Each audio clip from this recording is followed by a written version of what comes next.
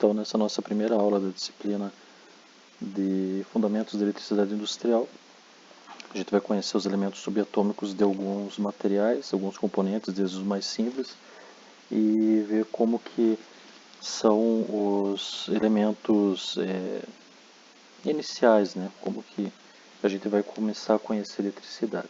Para alguns que já têm contato fica mais simples. Para os demais a gente vai usar alguns elementos aí que vem do ensino médio, de conhecimentos anteriores. Então aqui a gente inicialmente tem um átomo de hidrogênio, certo? E ele é o átomo mais simples que existe na nossa natureza. Ele é composto somente por um próton no núcleo, né, e elétron.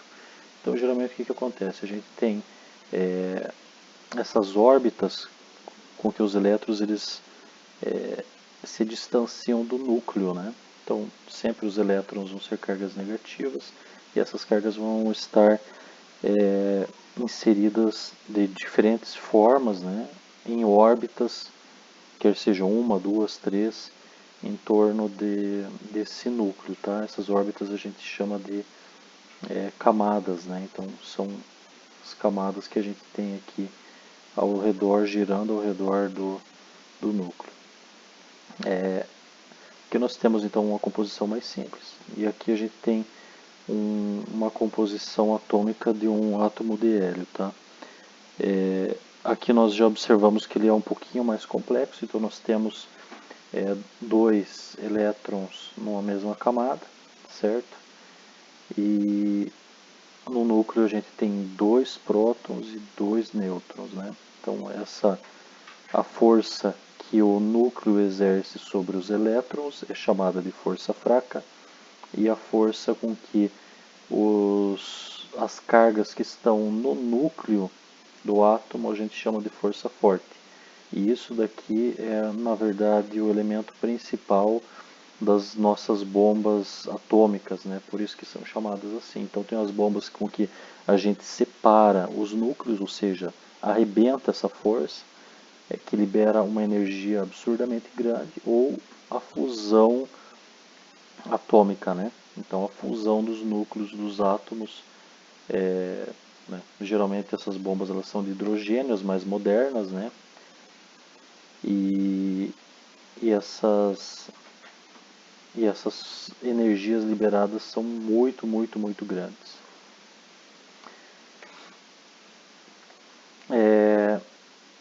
Então aqui a gente tem um dos precursores da eletricidade que a gente conhece hoje, né? Dos estudiosos modernos. A gente teve lá outros estudiosos, né, há milênios atrás, mas os estudiosos modernos que se baseiam no método científico e tudo aquilo que a gente tem de conhecimento elétrico, ele vem a partir de Coulomb e outros cientistas aí, né? Então aqui a gente tem Coulomb descrevendo como que é o comportamento físico-matemático, né, da interação entre duas cargas elétricas, né? Então a gente tem lá a fórmula que ela é muito parecida com a fórmula de atração gravitacional, né?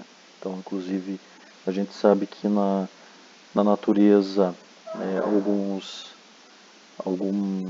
algumas características, algumas formas físicas, elas acabam se repetindo, né? E aqui a gente tem um dos nossos princípios de eletricidade. Mais para frente a gente vai ver como que se aplica isso, é bem interessante. Tá? Isso na forma atômica, né? Então existem alguns elementos que a gente utiliza de Coulomb para nossa vida prática, né? Mas muito mais de outros cientistas que a gente vai ver a seguir aí, né? Então, tratando aqui de como que é o nosso átomo de cobre, né? Por que a gente vai falar especificamente do cobre? Porque ele é um metal que tem uma disponibilidade de elétrons livres muito grande, né? Um metal que ele não oxida facilmente, ele tem uma maleabilidade bem interessante, né? Então ele é um material que tem características elétricas e características mecânicas que são muito interessantes para a condução de eletricidade, né? Então por isso que a gente fala muito de cabo de cobre, né? Ele não é um material muito barato, mas se formos considerar com os outros metais que possuem uma condutividade parecida ou melhor do que o cobre é o que tem o custo-benefício mais atrativo de todos, né? Ele se comporta melhor do que o alumínio para a condução da eletricidade, né? Por questão da forma com que o alumínio ele se comporta em ação à oxidação, né? Então ele, principalmente nas conexões, ele pode causar, ou ele causa, né, um aumento de resistência elétrica, né, conforme o passar do tempo e conforme essa oxidação ela venha a acontecer. E o alumínio também era um ótimo condutor de calor, né? Então o alumínio ele para algumas aplicações ele é deixado de lado, certo? Principalmente em instalações elétricas industriais, as quais exigem aí uma certa robustez e confiabilidade. Nós utilizamos muito alumínio em instalações externas, por conta do peso dele, né, instalações de redes de distribuição, por conta do peso dele. Né, ele é um tanto mais leve que o cobre e é mais fácil fazer uma composição de um cabo com uma alma de aço. Né? Então, tem um cabo de aço dentro do condutor e em volta alumínio. Né? Mas isso aí a gente vai ver bem adiante aí nas nossas disciplinas de eletricidade e disciplinas relacionadas à elétrica no curso de vocês. Tá bom? Então aqui nós observamos que na última camada de valência nós temos um elétron livre. Né? Então esse elétron aí, ele que vai disponibilizar um caminho, vai disponibilizar uma facilidade de passagem dessa corrente. Esses elétrons eles se movimentam de tal forma que o aquecimento é menor, o atrito é menor, por isso que ele um material que consegue entregar uma corrente maior aquecendo menos, né? Ou seja, a resistência do cobre ela é menor do que dos outros materiais que a gente comumente utiliza como condutores elétricos, né? Exceto o ouro, né? Claro, só que o ouro é muito caro e as aplicações são bastante restritas. Então aqui a gente tem um outro exemplo aqui tratando de como que dentro de um condutor os elétrons eles no condutor de cobre, né, os elétrons eles se movimentam de uma maneira desorganizada, movimento aleatório, né, quando não existe diferença de potencial. Diferença de potencial é tensão, né, ou seja, você tem o cabo ali simplesmente exposto em algum lugar ou dentro da própria bobina dele, os elétrons deles eles se movimentam, né, mas eles se movimentam de maneira completamente aleatória. Né? Então, se você aplicar um campo elétrico variável nele ou um campo elétrico por si só, ele vai ordenar o sentido desses elétrons, e se você aplicar uma diferença de potencial nesse condutor, né, aplicar uma tensão nele, esses elétrons eles vão se orientar de maneira bem mais linear. Então aqui a forma com que esses movimentos eles se dão, né? Então eu tenho os íons ali e esses elétrons eles se movimentam de maneira desorganizada. Aqui nós temos um exemplo bem interessante de circuito elétrico, né? Então esse é o circuito elétrico mais simples que a gente pode ter. Então aqui nós temos a fonte, né? Que é uma bateria. A bateria pode ser veicular, uma bateria de moto. Isso aqui pode ser uma pilha também, né? Então uma fonte de corrente contínua, e aqui nós temos a carga, né? Nesse caso uma lâmpada aqui é uma lâmpada incandescente, né?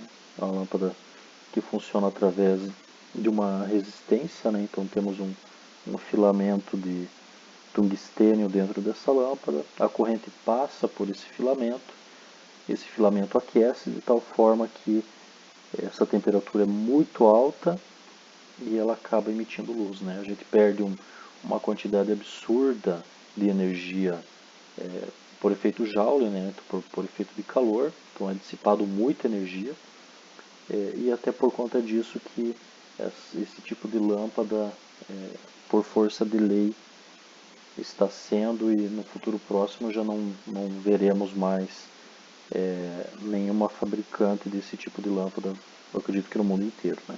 Então nós já evoluímos tecnologicamente. Essas lâmpadas aqui, elas hoje terão aplicações muito específicas, né? Pequenas estufas, chocadeiras, então já não tem mais uma aplicabilidade ampla. Tá? Então aqui a forma com que um desenho ilustra muito bem a forma com que a corrente ela circula da forma real, né? Então na física a gente enxerga que os elétrons eles se deslocam do polo negativo e vão até o polo positivo. E isso faz muito sentido, né? Porque os elétrons são a carga negativa. Então eles naturalmente, se eles se deslocam do polo negativo para o polo positivo de uma bateria, né? Ou de uma fonte de corrente contínua. E o sentido convencional, ele é do positivo para o negativo, né? Então a gente vai ver aí nas nossas diversas aulas que os cálculos que a gente vai fazer de circuitos elétricos de corrente contínua, a gente sempre vai considerar essa corrente circulando do polo positivo para o polo negativo. E aqui nós temos um recorte que mostra como agora esses elétrons eles estão alinhados, eles estão concatenados numa única direção e sentido. Perfeito? Aqui nós temos um conhecimento de um outro cientista muito importante no campo da eletricidade, né? Inclusive ele nomina a unidade de medida de corrente elétrica, né? Que é o ampere. Então André-Marie Ampère, ele introduziu o estudo da eletrodinâmica, né? Então aqui nós temos um cientista que contribuiu muito para a eletricidade da forma que conhecemos hoje, né? Então ele construiu um eletroímã, né? Que é um material metálico que quando introduzido uma corrente elétrica em volta dele, de uma forma de uma bobina, ele faz com que esse material se torne um ímã, né? Isso aí é vastamente utilizado até mesmo nas nossas portas de condomínio aí, né? A gente tem essas portas magnéticas, ela funciona dessa forma. Quando está desenergizado, a porta abre, e quando você energiza com uma tensão ali a bobina do eletroímã, a porta ela se fecha porque existe uma força magnética que segura as duas partes, né? E isso daí também, de certa forma, é um precursor também do funcionamento do transformador, né? Que nada mais é do que um núcleo ferromagnético percorrido por duas espirais da forma mais rudimentar, né? E a relação de transformação é dada pela quantidade de espirais em cada um dessas solenoides aí. Tá? Então, ele foi muito importante. A gente vai lembrar dele para o resto da nossa vida profissional, pois nós encontramos aí elementos de unidade de medida de corrente em vários equipamentos, né? Então você olha lá quantos amperes é a bateria do teu carro, qual que é a capacidade de ampere-hora da bateria do teu carro, é 45, 60. Qual que é a corrente elétrica de um liquidificador, 0,5 ampere, 1 ampere, né? Qual que é a capacidade da tua bateria de celular, 3.000 mAh, 2.000 mAh. Então, ele o estudo dele contribuiu muito aí para o que a gente conhece hoje da eletricidade. Aí a gente tem o Alessandro Volta, que também nomina um dos elementos principais aí de estudos elétricos, que é a tensão, né, a diferença de potencial. Então ele nomina como volt, né? Então tudo que a gente tem relacionado à tensão é dado a unidade de medida em homenagem ao Conde Alessandro Volta, né? Então ele fez alguns estudos com pilhas, né? Ele construiu a pilha de uma forma bastante rudimentar, mas bastante parecido com o que a gente conhece hoje, né? Que são os elementos que entregam eletricidade em torno de reações químicas, né? Então a pilha tem componentes químicos que se relacionam e entregam uma corrente elétrica, entregam uma diferença de potencial. Então aqui nós temos um símbolo para a fonte de tensão de corrente contínua. Então isso aqui pode representar uma bateria, uma pilha, uma fonte de corrente contínua, e ele é descrito dessa forma. Então sempre o polo positivo com o traço maior e o polo negativo com o traço menor. Aqui nós temos alguns modelos de pilhas, né? As nossas células alcalinas, e essas pilhas aqui elas não são recarregáveis, tá? Então elas não, a gente já compra elas, são baratas e a gente não pode recarregar elas. Então aqui nós temos algumas conhecidas nossas, célula 3As, a célula 2As, né? E aqui nós temos o transistor e a pilha para lanterna, que a gente conhece bastante também. Aqui nós temos as células primárias de lítio e iodo. Aqui tem algumas aplicações voltadas à indústria eletrônica, né? Então são baterias muito pequenas. Aqui é a bateria automotiva. Então a gente tem um conjunto de placas, né? E essas placas colocadas em série, elas entregam a tensão nominal dessa bateria, né? Então nós temos uma bateria de 12 volts para os nossos veículos. 12 volts é a tensão nominal, no entanto, a entrega dessa bateria é maior, né? Então existem algumas quedas de tensão, algumas coisas ali que acabam fazendo com que essa tensão seja maior do que 12 volts, tá? Outra coisa bem importante, quando você vai medir a tensão de uma bateria tua, de um veículo, essa tensão ela sempre tem que estar um pouquinho a mais, ser um pouquinho maior do que a tensão nominal. Então se você chega numa bateria veicular, coloca lá o teu multímetro para fazer a medição e você mede 11,5 volts, essa bateria já não funciona mais, ela já está condenada, né? Então sempre temos que ter uma tensão maior. Aqui nós temos as pilhas recarregáveis, que elas são feitas de níquel-cádmio, certo? Então elas têm uma composição química diferente, né? São bem mais caras e elas podem ser recarregáveis. Aqui a forma de um gerador de corrente contínua, né? A gente aplica uma força nesse, é como se fosse um motorzinho, né? A gente aplica uma força e uma rotação no eixo desse motor e ele nos entrega aqui uma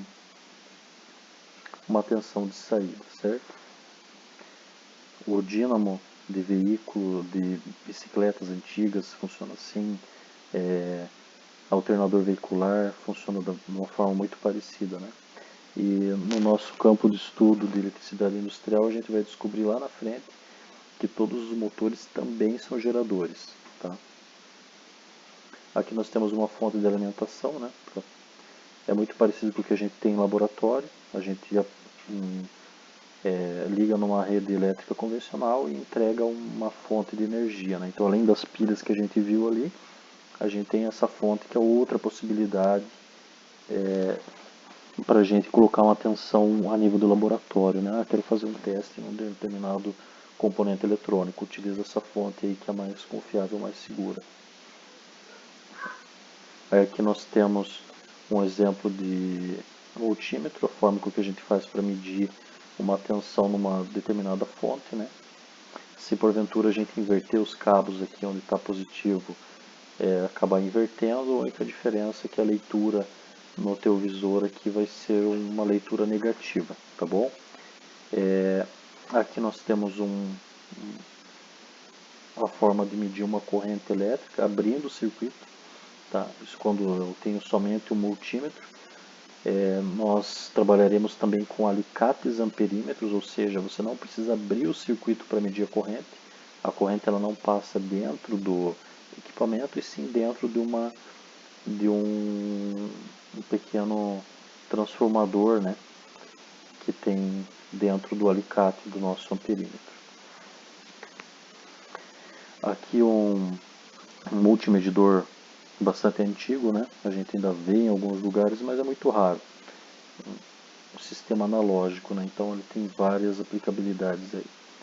Na época era um baita do equipamento, né? Ele é um equipamento bastante seguro em relação à calibração, à assertividade da medição dele. E aqui um multímetro digital, certo? Essa marca iFluke ela é mundialmente conhecida. São equipamentos muito bons, muito confiáveis e bastante intuitivos para o seu uso, né? Então eu vou passar para vocês alguns vídeos aí de alguns canais bem interessantes que mostram como que faz a utilização desse tipo de equipamento, tá? Vai ser bem ilustrativo para vocês.